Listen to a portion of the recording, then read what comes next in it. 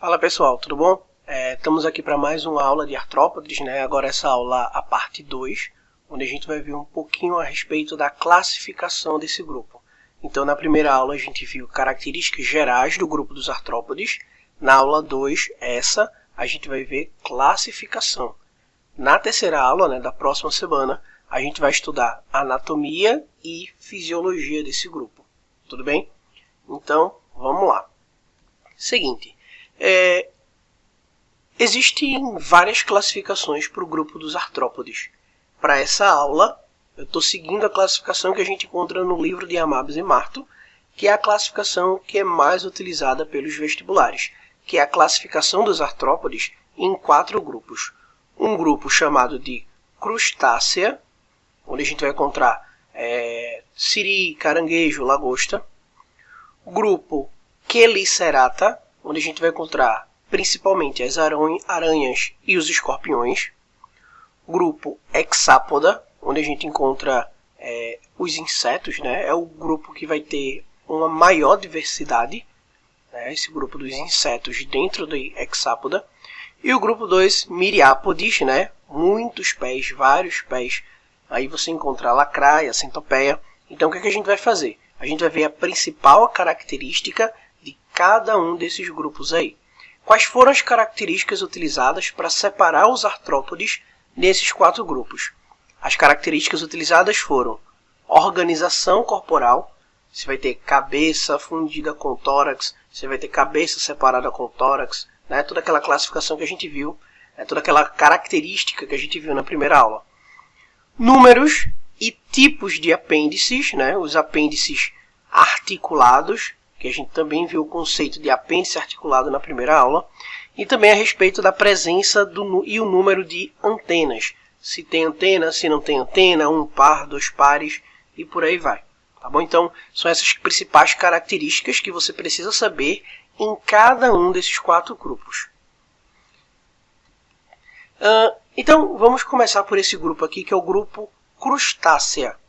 Dentro desse grupo crustácea, a gente encontra os seguintes representantes: camarões, lagostas, caranguejos, siris, cracas, entre outros também. O corpo desses animais ele é dividido em 2 tagmas. Lembra do conceito de tagmas, né, que a gente viu semana passada? Pronto. O corpo é dividido em 2 tagmas: o cefalotórax e o abdômen. O que é esse cefalotórax? Você lembra? Cefalotórax é a cabeça fundida com o tórax daquele animal. 2 pares de antenas, exoesqueleto quitinoso, que é comum a todos os artrópodes, só que esse exoesqueleto quitinoso, ele é impregnado de substâncias calcárias. Isso daqui faz com que o corpo desses animais, né, esse exoesqueleto do animal, seja um exoesqueleto mais resistente, né, como se fosse uma armadura mais resistente e protetora. Então, olha esse quadro aqui. Ó. Eu quero que você faça um quadro desse para cada um desses grupos. Então, ó, divisão, são aqueles 4 pontos que são mais importantes de cada um desses grupos. Divisão corporal, cadê aqui? Ó? Divisão corporal, asas, patas e antenas. Você tem que saber esses 4 pontos de todos os 4 grupos. Então, novamente aqui, ó, cefalotórax e abdômen, asas ausentes, patas, aí dependendo da espécie, né, você pode ter de 5 a 10 pares de patas. E antenas, 2 pares de antenas. Tudo bem? Então, essa pegada que a gente vai ter hoje, né? Cada grupo a gente vai ver essas mesmas características para que você entenda e saiba diferenciar cada uma delas. As questões, elas cobram exatamente esse comparativo. Às vezes vai dizer assim, os crustáceos são grupos de animais que vão apresentar asas. Falso. Crustáceo não tem asa. Outra afirmativa. Os crustáceos são animais que apresentam um par de antena. Falso. Os crustáceos eles apresentam 2 pares de antenas. Por aí vai. Um pouquinho aí da morfologia, né, geral de crustáceos. Eu separei aqui as principais estruturas que a gente encontra na maioria dos crustáceos. Tá? Claro que dependendo da espécie vai ter uma estrutura ausente, outra presente, enfim. Mas aqui eu listei as principais estruturas. Então vamos lá. Morfologia geral. apêndices cefálicos são aqueles apêndices que estão associados aos tagmas que vão originar a parte da cabeça, né? Mesmo sendo cefalotórax, né, os apêndices cefálicos eles estão mais para a extremidade, onde seria somente a cabeça daquele animal. Então, nesses apêndices cefálicos, a gente encontra as antenas, que servem para equilíbrio do animal, tato ou paladar, mandíbulas, que vai ajudar o animal a mastigar e triturar, e maxilas, que ajuda o animal a manipular o alimento. Então, ele pode manipular aquele alimento, né, e conduzir o alimento para a mandíbula para poder ajudar na trituração e mastigação. Um pouquinho mais para o meio do corpo do animal, né, ali nos apêndices torácicos, a gente encontra os maxilípedes, né, ó, maxilípedes, maxila com pé, né, é como se fosse pés maxilares, né, vamos imaginar assim. Essa estrutura ela está muito associada com essa daqui, por isso que o nome é parecido. E a função também é manipular o alimento, né? Então manipula esse alimento, conduz as maxilas e as mandíbulas para poder ajudar na quebra desse alimento, na trituração desse alimento. Pereiópodes vão ajudar esse animal a caminhar, né? Principalmente com aqueles animais que estão encontrados no fundo lá dos oceanos. Então, ele vai caminhar no fundo com esses apêndices aqui. E já nos apêndices abdominais, nessa parte aqui mais final do corpo, tá vendo? Nesses apêndices abdominais a gente tem os pleópodes, que servem para nadar e caminhar, urópodes, que também servem para nadar, e o telson, que também vai servir para nadar. Veja, por padrão, em alguns grupos a gente chama de telson o último segmento do animal, beleza? E aí, esse telson e esses urópodes, eles estão aqui, ó. É nessa última partezinha daqui do animal. Urópodes geralmente são esses achatados aqui, que formam como se fosse a cauda do animal, para poder ajudar na locomoção desse animal. Bom, então tudo isso que a gente viu até agora faz parte, né, de características de crustáceos. Próximo grupo, o grupo dos quelicerados. Esse grupo animal aqui, né, Chelicerata, recebe esse nome por conta dessa estrutura daqui, olha. Quelíceras. O que são quelíceras? São estruturas que vão ajudar na captura do alimento.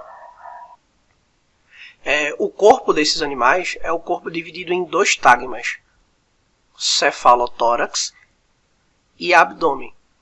Nesse grupo específico, eu posso chamar cefalotórax, né? Alguma questão pode chamar, algum texto pode aparecer isso, né? No lugar de aparecer cefalotórax, aparece esse nomezinho aqui, ó, prossomo. É a mesma coisa, só é um nome diferente, característico desse grupo. E abdômen pode ser chamado de opsomo, que também é característico desse grupo daqui. Esses animais, eles vão apresentar 4 pares de pernas sem antenas. Então já está aqui na nossa tabela, ó, cefalotórax, abdômen, asas ausentes, né? Ainda bem, já imaginou um aranha escorpião voando por aí? Não ia dar certo, né? Então, asas ausentes. Pares de patas, 4 pares de patas e antenas ausentes. Veja, dentro do grupo Chelicerata existem várias classes, porque esses 4 grupos que a gente está vendo, pessoal, são classificados como subfilos, né? De forma geral, subfilos. A classificação de artrópode ela é bem polêmica e está sempre mudando, né, na ciência. Só que como a gente está a nível médio, né, para vestibular, a gente usa sempre essas 4 classificações dessa forma. Então, dentro de cada grupo existem classes. Eu só vou destacar aquele grupo que tem a classe principal, que são as mais conhecidas, que mais caem em prova. Então, no caso do grupo Chelicerata, a principal classe é a classe aracnida. Dentro dessa classe aracnida, a gente tem as aranhas e os escorpiões como principais representantes. Esses 2 grupos eles são bem característicos e importantes para as nossas provas, porque são grupos que podem ter a produção de peçonha. A peçonha ela é uma toxina, onde essa toxina ela é utilizada para paralisar a presa. Então, no caso das aranhas, essa peçonha ela é guardada, armazenada em estruturas chamadas de quelíceras. Lembra aqui das quelíceras, ó? Serve para capturar o alimento, pronto. Dentro dessas quelíceras tem a peçonha, tem essa toxina. No caso dos escorpiões, né, tá aqui no finalzinho, ó, bem característico, todo mundo conhece essa estrutura daquele escorpião, parece uma agulha, né? Aguilhão caudal, ou o telson, né? Já que é o último segmento aí do corpo do escorpião. Então, dentro desse telson, né? Dentro desse segmento, você tem a peçonha que fica guardada. Então, ele prende aquela presa, coloca esse telson para poder paralisar essa presa.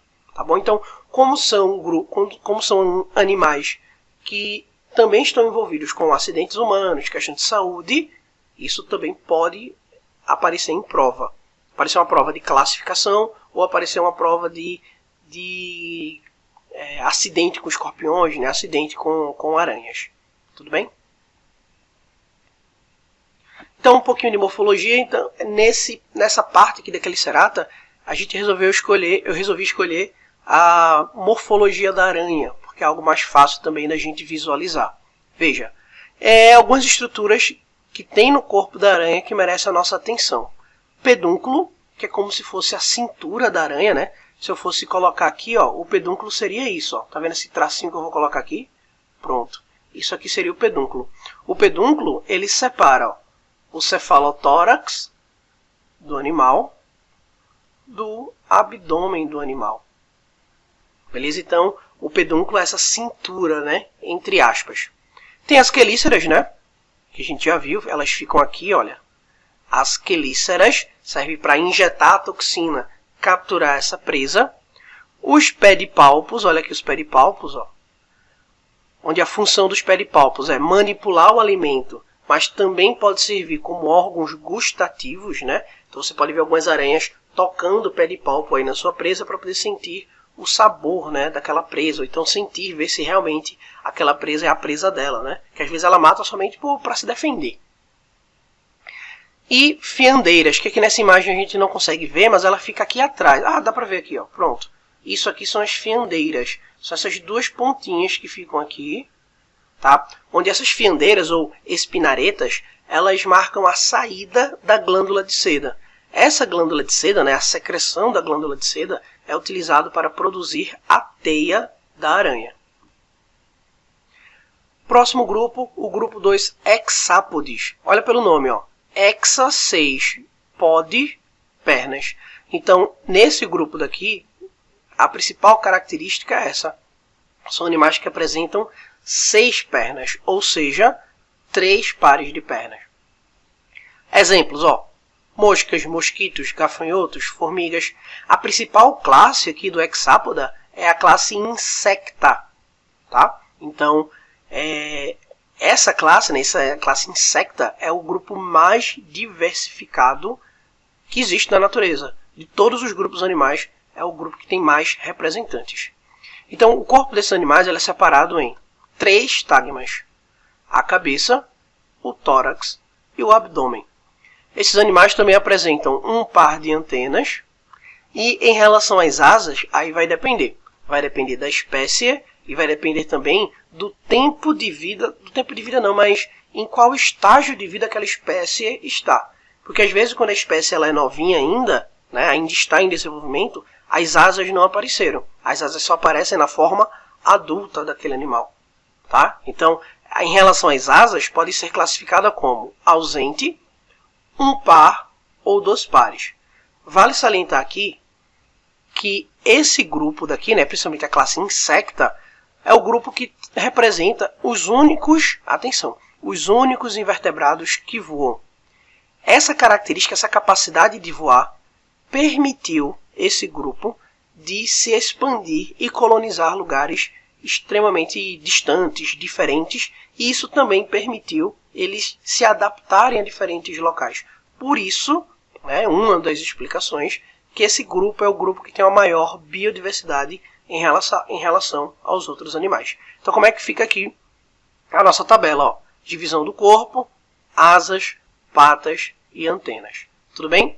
Então, faça um quadro de cada um desses, compare eles, né, e você vai estar preparadíssimo para responder qualquer questão de zoologia dos invertebrados que tenha essa comparação aí, né, das classes dos grupos. E o nosso último grupo aqui da classificação, o grupo 2, Miriápodes. Ó, Miriápodes, esse termo aqui, né, né? Míria significa muitas, muitas pernas, principal característica do grupo. E aí o grupo dos miriápodes é separado em quilópodes, deixa eu destacar aqui, é separado em quilópodes e diplópodes. Quilópodes são as centopeias, as lacraias, né? Então, olha aqui um exemplo. Isso daqui é uma lacraia. Então, esse grupo daqui ele vai apresentar dois tagmas, a cabeça e o resto aqui, ó, o tronco. Um par de antenas e um par de pernas por metâmero. Deixa eu apagar aqui para você ver melhor. Quando você separa cada metâmero desse, ó, se eu pegar aqui um metâmero, cada metâmero desse vai apresentar um par de patas. Então, isso aqui são os quilópodes. Já os diplópodes, que são esses aqui, eles vão apresentar três tagmas. A cabeça, o tórax, bem pequenininho, bem reduzido, e o abdômen, que é tudo isso daqui. Em alguns livros, só vale destacar isso, que alguns livros, alguns autores consideram apenas aqui, ó, cabeça e tronco também, que nem os quilópodes, tá? Então, não é que está errado, não. É a didática, a metodologia daquele livro ou daquele professor. Mas você tem que saber que existem essas possibilidades também. Então, ó, um par de antenas e um segmento, ou seja, é porque está pequenininho aqui, mas um segmento desse, como se eu fosse ampliar aqui, ó, um segmento desse que a gente encontra aqui nos diplópodes, ele representa dois metâmeros que foram fundidos. Por isso que apresenta dois pares de patas por segmento. Então veja, quilópodes e diplópodes são basicamente iguais. A principal diferença entre esses dois é que quilópode tem um par de pernas por segmento, enquanto que os diplópodes têm dois pares de patas por segmento. Tudo bem? Então veja, essas foram as principais características de cada um dos grupos de artrópodes, né, os 4 principais grupos. Então, faço a atividade da semana, né? Fazer uma tabela para cada um desses grupos, né? Você pode fazer tudo junto, que fica mais fácil de você visualizar. E aí na próxima semana, na aula ao vivo, a gente vai tirar dúvidas da parte 1, da parte 2, para poder seguir para a parte 3, que a parte 3 vem fisiologia comparada. Tudo bem? A gente vai ver sistema digestório, sistema nervoso, que é um pouco mais complexo se comparado com os animais anteriores. Tudo bem, pessoal? Então, beijo no coração de vocês e até a próxima.